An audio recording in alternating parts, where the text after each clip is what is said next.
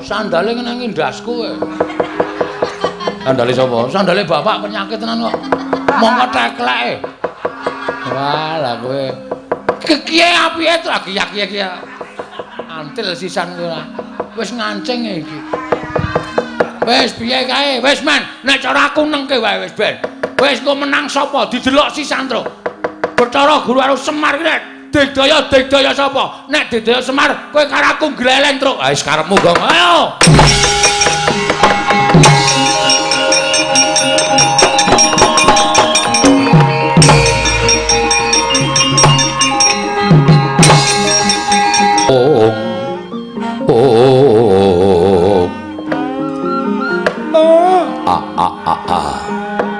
Legegekugek sadulita mel.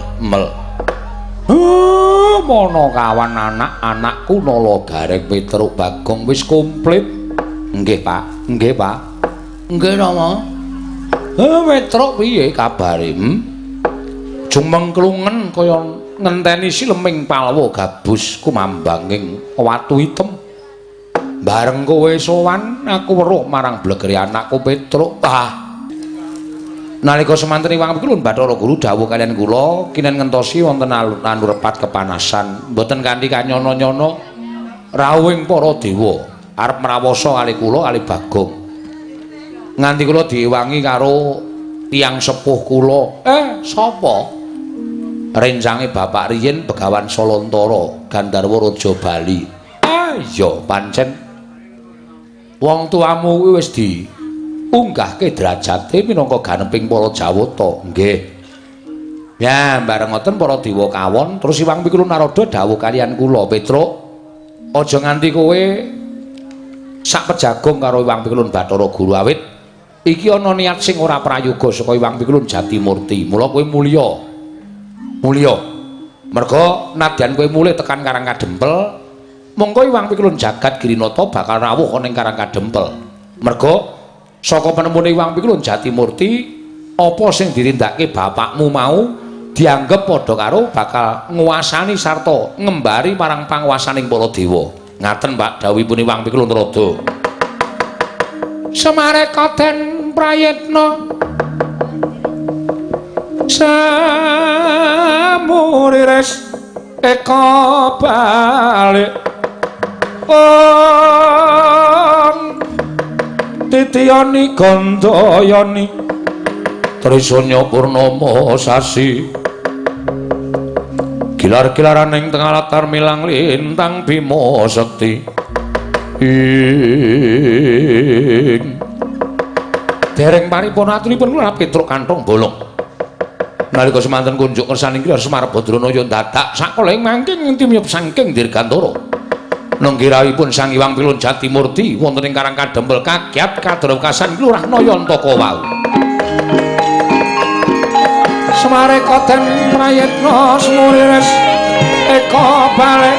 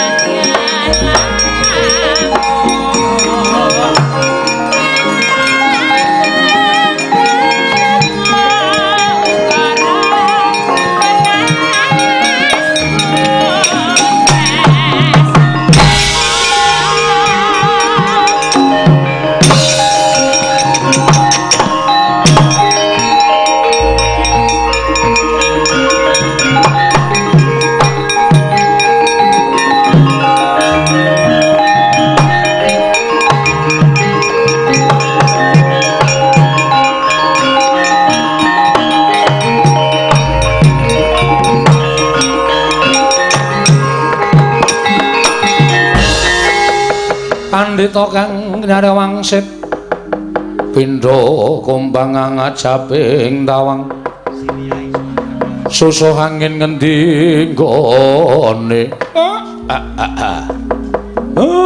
manik moyo iki Inggih Kakang Ismaya kula ingkang sowan. Lah kok bener ature Petruk? Durung rampung Petruk nggone matur kelawan aku. Yen to Iwang Pikulun Bathara Guru ya isi Manikmaya bakale rawuh ning Karang Kadempel. Padha slamet Manikmaya. Pinayunganing kawidadan sowan kula Kakang Ismaya. Kula ngaturaken sembah kula kunjuk. Iya tak tampa. Eneng apa, ha? Apa kowe nglarapake penjaluke kakangmu? Apa kowe ngaturake apa sing wis ndak aturake lumantar Petruk kantong bolong? Kakang Ismaya, sowan kula wonten ing Karang Kadempel, sayekti namung badhe nanting dhateng penggalih ndika Kakang. Nanting bab apa? Menawi Kakang semunipun boten trimah kula menika dados nalindraning para Jawata. Tuwin Kakang Ismaya badhe kepengin lenggah dampar wonten ing Sela Kandawaru Binangun. Kula aturi prasaja kemawon, boten kanthi sarana kados mekaten. Kayiwangan dipun orak-arik dening Petruk menapa dene Bagong ing atasipun namung jalma wantah, tur dasaripun derajatipun namung kawula. Teka wantun nyamah dhateng asmaning kadewatan. Langkung-langkung Kakang Ismaya menika prisa bilih Sekar Plempertangga Jiwulan Sekar Jambu Dipa Nirmala menika upamiya dawah sakmangke boten dawah wonten ing Madyapada krana menika kewajibanipun para Jawata. Teka Kakang Ismaya anggenipun sampun alampah dados titah sewantah badhe nyuwun Sekar Pertangga Jiwulan Dipa Nirmala menika mengku suraos kados pundi? Sami kemawon Kakang Ismaya menika ngasoraken drajating kadewatan. Sami kemawon Kakang Ismaya menika badhe ngasoraken dhateng kalendranipun ingkang rayipun Manikmaya. Kanthi cara mekaten kula mboten narimakaken ing atasipun namung badhe mangun desa kemawon teka kanthi syarat srana ingkang asalipun saking Kayiwangan menika mboten sagedipun tampi kanthi nalar kamanungsan ingkang ganep. Kakang Ismaya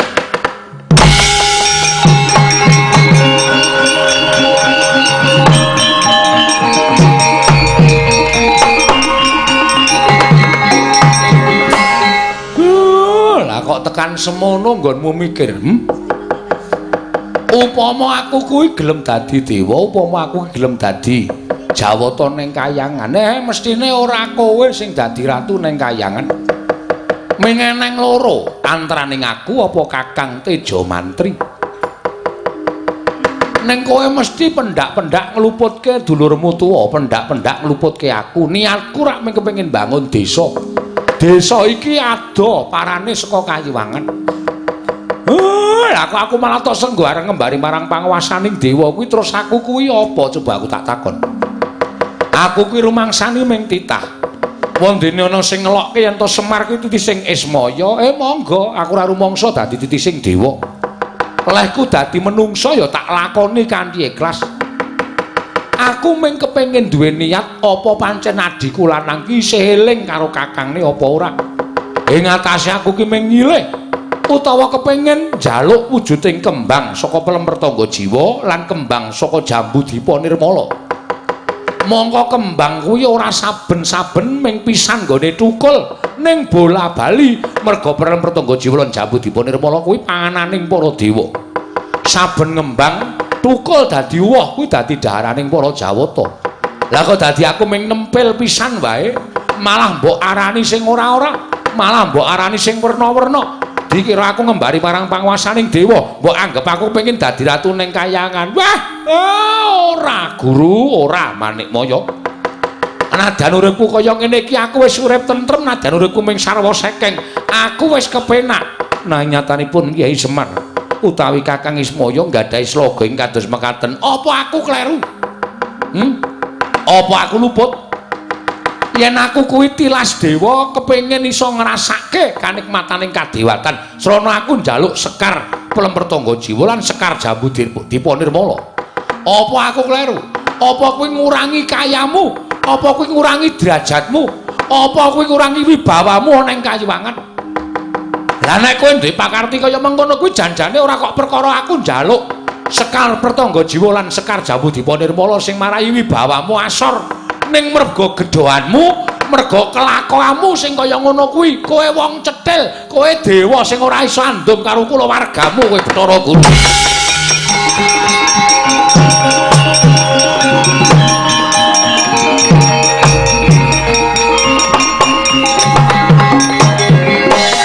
ora sah dadak kokian gunem tanpa guna. Niatmu piye? Kakang Ismaya aku mung kari manut. Apa pancen kudu taker marus mulang tatu? Wah. Lah kok kaya ngono ucapmu. Kowe karo aku ki sedulur lho. Kowe ki adikku. Ya nadyan derajate beda. Apa ora saru dinu ning atase ming perkara kaya ngono lah kok dadi kowe saiki sugal ucapmu ora nganggo tata krama. Ora peduli. Kena tau pamake lamun Ismaya isih urip ana ing jagat ora bakal langgeng Manikmaya nggone dadi Nalindra. Sarta ora bakal tentrem nggonku dadi dewaning para dewa mangreh para titah ana ing Janaloka. Mula wektu dina iki ora gelem urungake kersaning Kakang Ismaya. Rupak wani, jembar wani, padangane wani, petengane apa meneh setan alas kowe. Waduh.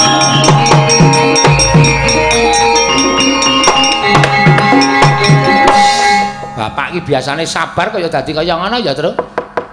Wah, lah kok Bathara Guru kok diuncali sikil untung iso endo. Sandale ngeneng ndasku kowe.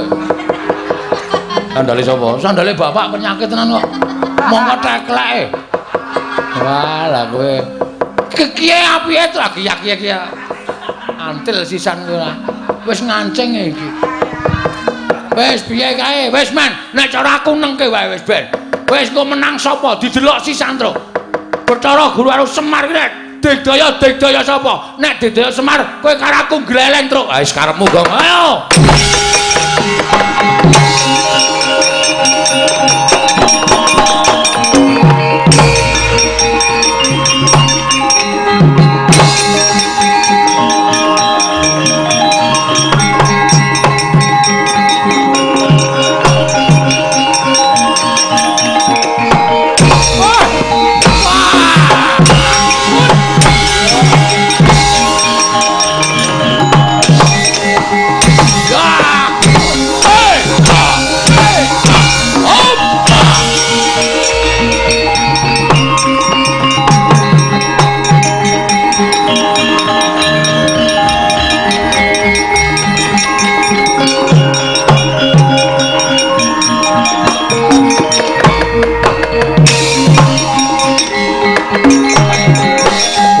Astuna sidam skaring bawana langgeng. Mula ta mula kayiwangan hawa panas ingkang kagila-gila. Jebul Manikmaya nerak pacak nerajang perbatang. Ismaya ora bisa meper mubal babaling kanemurkan. Putulun. Putulun sakarone padha sirepen kamurkan kita Putulun.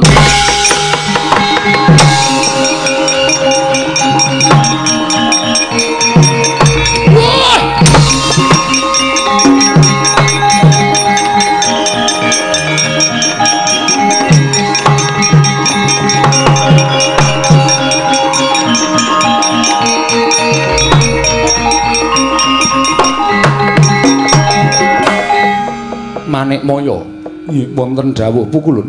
Ismaya, kula ingkang mestine sira kuwi tinemu werda. Nggih.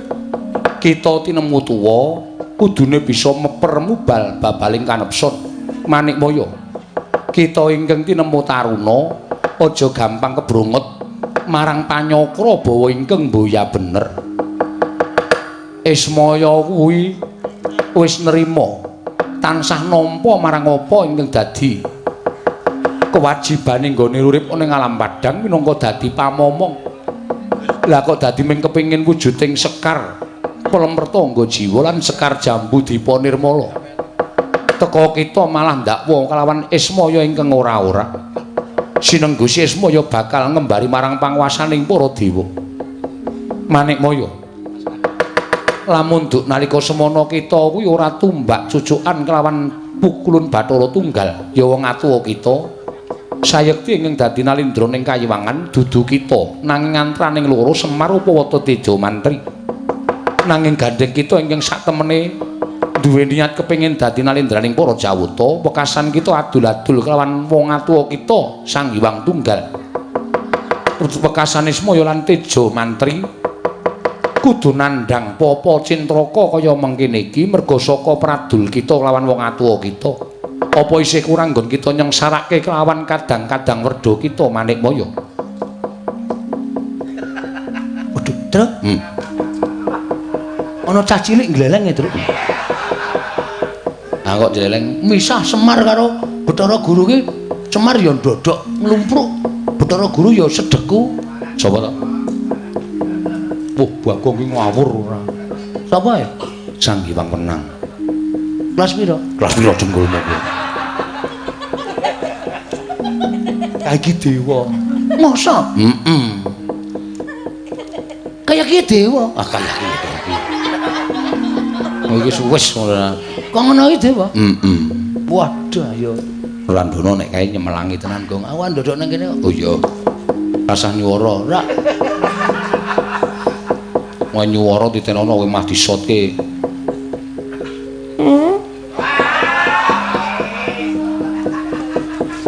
Bagong iki pancen setan ora.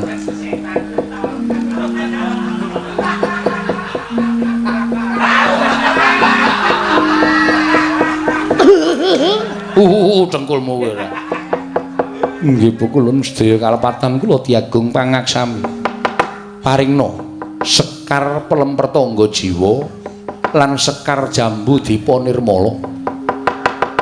Aturna marang kadang kita Ismaya. Inggih pukulun. Kita bali marang Kayiwangan. Lamun kita ngiri godha kakarepaning Semar, aja takon dosa ulun ingkang bakal paring pidana kelawan jeneng kita. Inggih pukulun istakaken dawuh.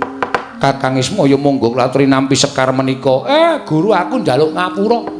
Nek ana luputku ya Guru kula ingkang nyuwun pangapunten. Sasampunipun kula ngaturaken sekar kula nyuwun pamit. Sing ati-ati, sing ati-ati Manikmaya.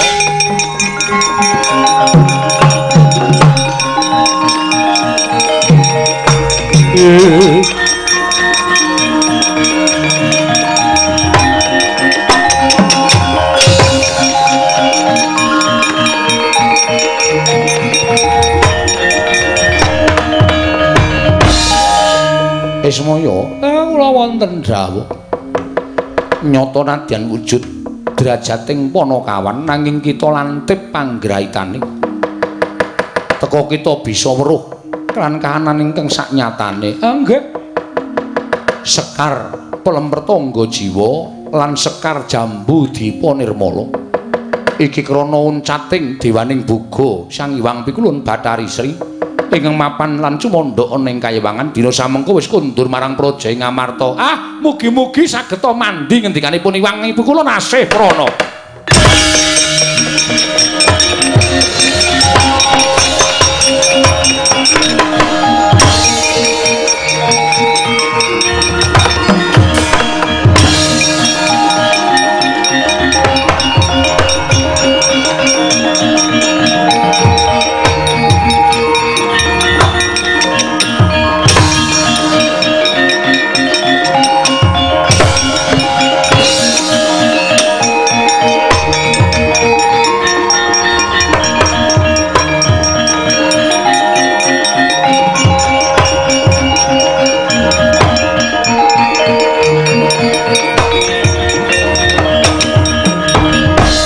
Marikoten marayitna semuriris seka balik titiyane Kakang Semar aku ingkang sowan.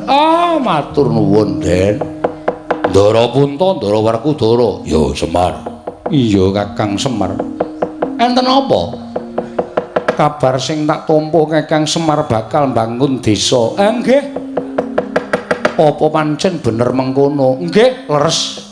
Malah niki pun kula wiwiti srana kula wis entuk syarat srana. Syarat sranane apa Kyai Semar? Wujudipun sekar pertangga jiwa lan sekar dipa nirmala. Kuwi apa Kyai Semar? Niku sesingidanipun Hyang Pikulun Bathari Sri dewaning buga sing sawetawis ninggal Praja Ngamarta ning para Pandhawa mboten sami tanggap. Namung sak mangke sampun kundur wonten negari Ngamarta. Mengkono Kyai Semar. Nggih.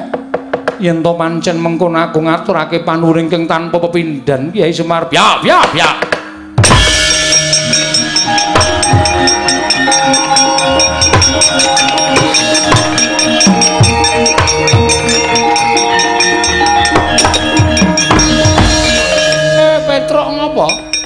matur ngersanipun Bapak Semar. Iya.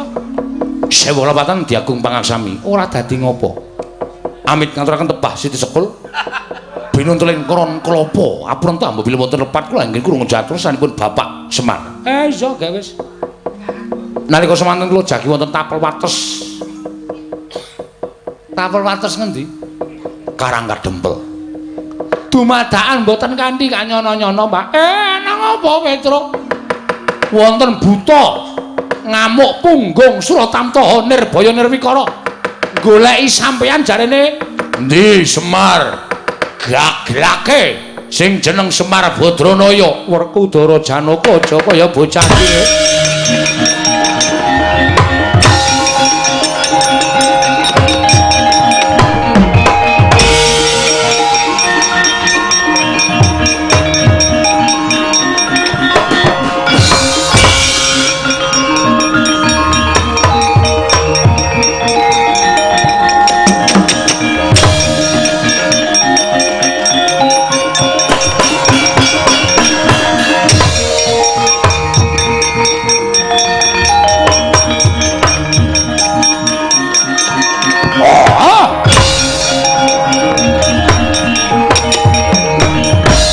Kunjang kancing langit kelap-lapaton lerekin sanging risang mawe gandrung ladala sapa Raden Janaka peranganing Pandhawa kowe sapa Degya kala Jajal Werka ya ana wigati apa dawing dewa kudu mangan daginge Semar pecah siramu.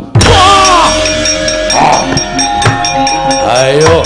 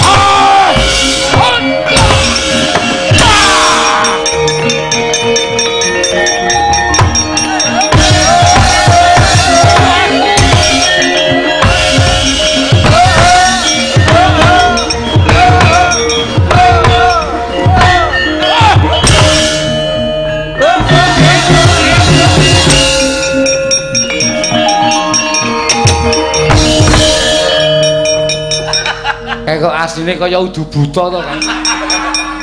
Wong kudune tandung tang tang nundun tang tandung tang tang nundun tandung tang tang jleng dadak nek guntak kok ngene kok tang tang nundun tang tang nundun tang kok ora rampung-rampung. Kaya ora ngerti budaya. Kaya ora ngerti jem-jeman. Oh, ranjake Semar ora.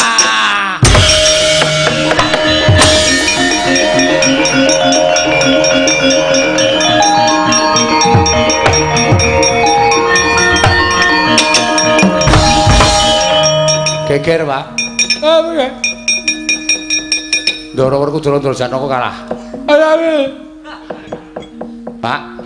Oh, piye? Ndara Janaka karo Ndara Werkudara kalah. Terus iki mungsuhe sapa? Butane gedhe banget. Ngamuk, gulung-gulung kaya ngono sawah Tegal rusak kabeh. Wah! Ham.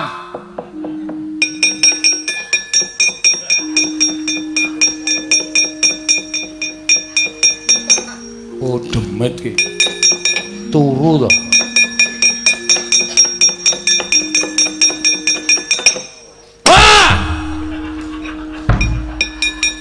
Bagong gugah bapakne digetak ben mangkel aku. Wis kaya ngene kok malah turu. Petro butane ndi? Kae lho. Tak deloke. Smarika den mrayitna semuriris. Semuriris seka balik titiyani gandayani.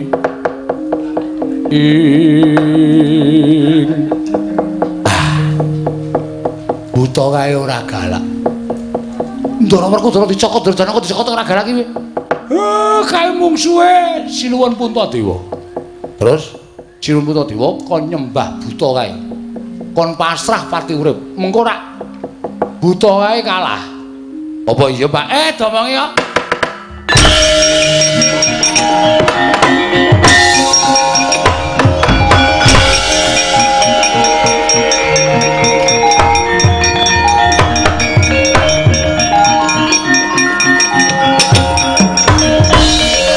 Dawi bapak, iya Petruk piye? Ken perang. Sopo sampean? Aku ora iso perang, Petruk. Sampean mboten perang ming cukup lenggah terus buta nika ngamuk disembah. Aku nggih, pun gawe selak adem banget iki. Angine mabus wonten wateng balung mak cekot-cekot-cekot. Bisa kacak-kacak pun gawe. Ayo ndak selak jenenge adem. Wong edan ora tak maju. Nggih.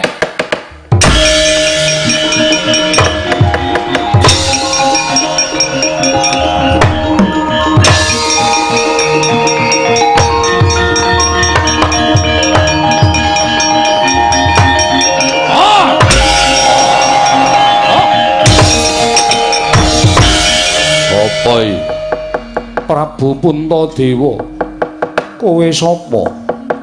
Aku Jajal Werka. Jajal Werka. Iya. Ayo ndi Semar Badranaya. Tak cekel bakal tak nggo ganjel isi ning wadukku. Jajal Werka yen to pancen arep mateni kelawan Semar. Ternyatane Semar kuwi Pandhawa kuwi dimong dening Kyai Semar. Yen to Pandhawa kelangan Kakang Semar, pepes Bayu kang tapis ora bakal duwe kekuatan. Mula tinimbang Semar ingkang tekaning pati aluwung Puntadewa sakadang ingkang mbok sirnakake. Ikhlas karo nyawamu. Ora ikhlas sebab apa? Mapan tak gaglak dadi isen-isen ning wadukku. Namung sadurunge kepareng aku ngaturake sembahku marang panjenenganing Sinuwun Prabu Jajal Werka. Iya ming sampeyan ingkang bisa nyuwargake kelawan patining Puntadewa Sinuwun. Waduh mati aku.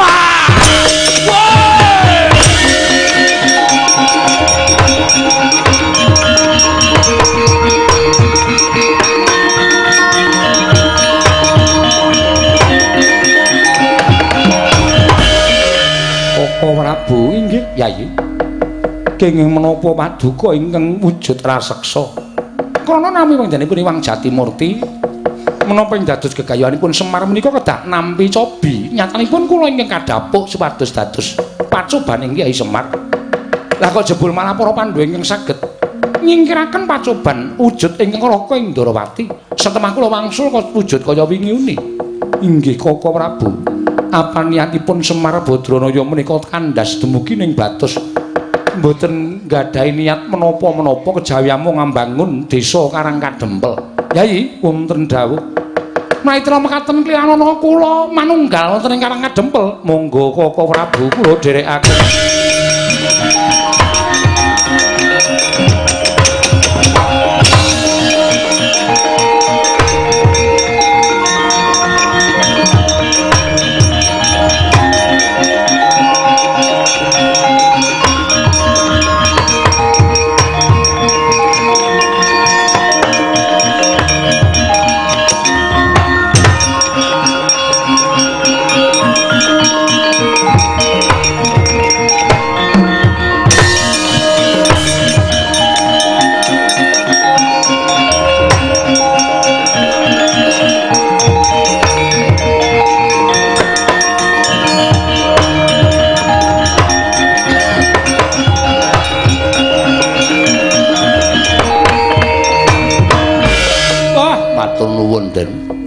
Dene ndara-ndara kula sampun sami ngestreni anggen kula miwiti mbangun desa Karangkadempel. Iya Kyai Semar. Krana kuncaraning desa Karangkadempel bakalan nyembuh wibawaning Ratu Ngamarta. Semono uga aku Kyai. Sing gedhe pangapuramu yen aku mau mung dinawan dening Wang Pikulun Jatimurti nggih. Kula wis ngertos. Sekar pelemper tangga jiwa lan sekar jambu dipa nirmala jebul dados papan pandhelikanipun Sang Hyang Pikulun Bathari Sri anggenipun uncat sawetawis saking negari Ngamarta. Samangke sampun kondur wonten negari Ngamarta Karangkadempel ingkang kinarya marga tindaking Bathari Sri wekasan mangsawang dhewe ndara reja mulya napa sing ditancepake isa tukul ngrembaka woh-wohane. Iya Kyai Semar.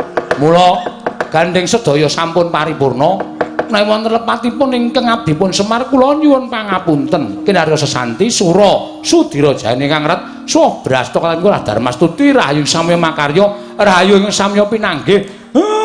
Kula nyuwun pangapunten enten lepat kula pribadi lan kanca-kanca anggenipun atur pasugatan dalu menika Ndara.